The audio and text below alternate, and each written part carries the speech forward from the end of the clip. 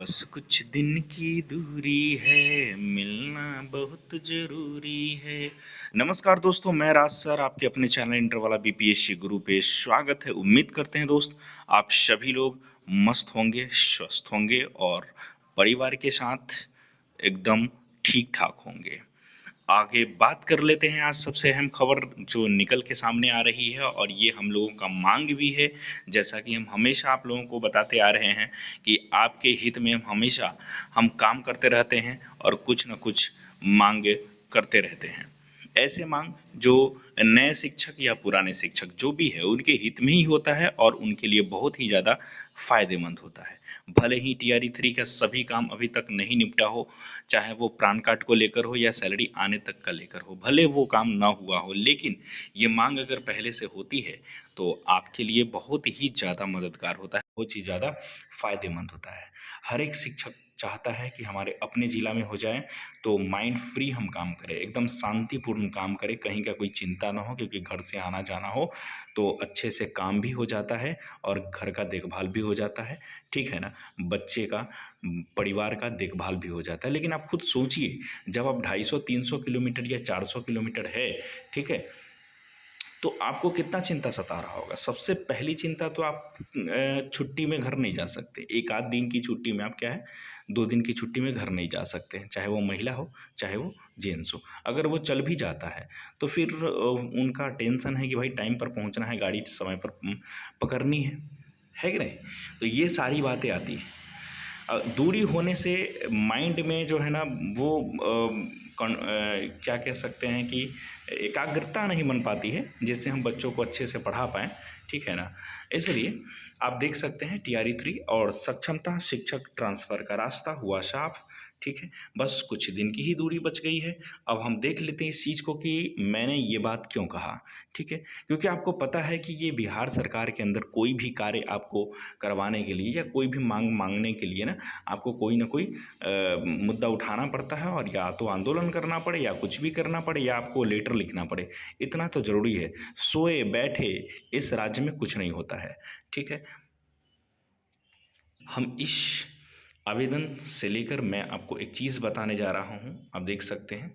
आफ़ाक अहमद साहब हैं, सदस्य हैं, बिहार विधान परिषद के सदस्य हैं यानी एमएलसी है, ठीक है ना? और ये क्या मांग कर रहे हैं, सेवा में अपर मुख्य सचिव शिक्षा विभाग बिहार पटना। इस सिद्धार्थ से हम लोग मांग क्या कर रहे हैं देख सकते हैं। विषय क्या है इसमें? सक्षमता टू उत्तीर्ण शिक्षकों, पुस्तकालय अध्यक्ष यानी लाइब्रेरियन एवं टीआरई 3 के शिक्षकों को भी स्थानांतरण के अवसर प्रदान करने के संबंध में। दोस्त, जैसा कि आप सबों को पता है कि 6 महीने के लिए ट्रांसफ़र को जो रोक दिया गया है, ठीक है, उसके लिए जो नए ट्रांसफ़र के लिए, ठीक है ना, रोक दिया गया है। तो ये थोड़ी देर के लिए समझे तो टीआरई 3 वाले के लिए ज़्यादा फायदेमंद है, क्योंकि जब 6 महीने बाद जब होगा तो टीआरई 3 वाले शिक्षकों का हर चीज़ पूर्ण रहेगा, सैलरी भी आ गई रहेगी, सब चीज़ क्लियर हुआ रहेगा, तो उनके लिए भी ट्रांसफ़र का रास्ता जो है बिल्कुल साफ हो जाएगा। तो हम आगे देखते हैं क्या है। महोदय, सविनय निवेदन है कि शिक्षा विभाग के अंतर्गत कार्यरत शिक्षकों के स्थानांतरण की प्रक्रिया प्रारंभ की गई है, जो अत्यंत सराहनीय कदम है। इससे बड़ी संख्या शिक्षकगण लाभान्वित हो रहे हैं।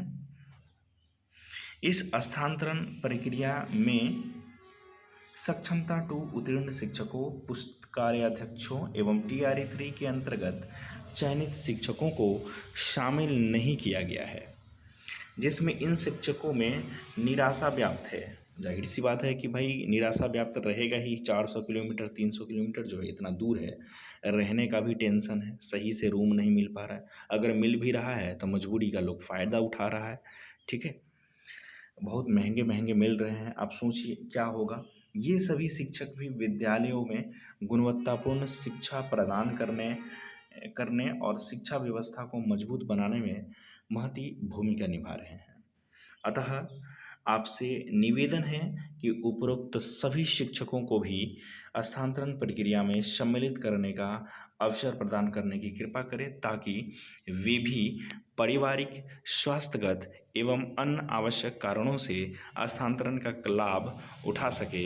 इससे न केवल शिक्षक समुदाय में सकारात्मक संदेश जाएगा, बल्कि विभाग की छवि भी और अधिक सुदृढ़ होगी। और इसके साथ साथ मैं बता दूं कि अगर ये प्रक्रिया हो जाता है ट्रांसफ़र की, तो इससे गुणवत्तापूर्ण शिक्षा मिलेगी।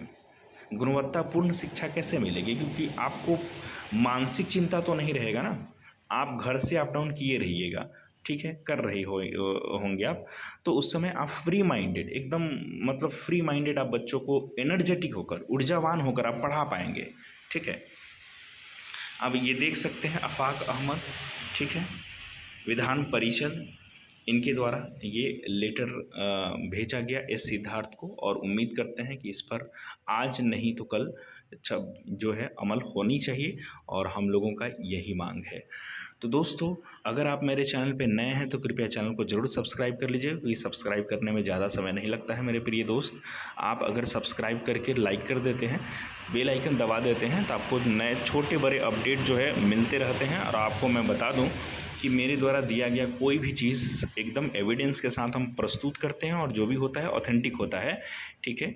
तो आप मेरे चैनल पे ऐसे ही बने रहिएगा अगले अपडेट के लिए। तब तक के लिए बहुत बहुत धन्यवाद।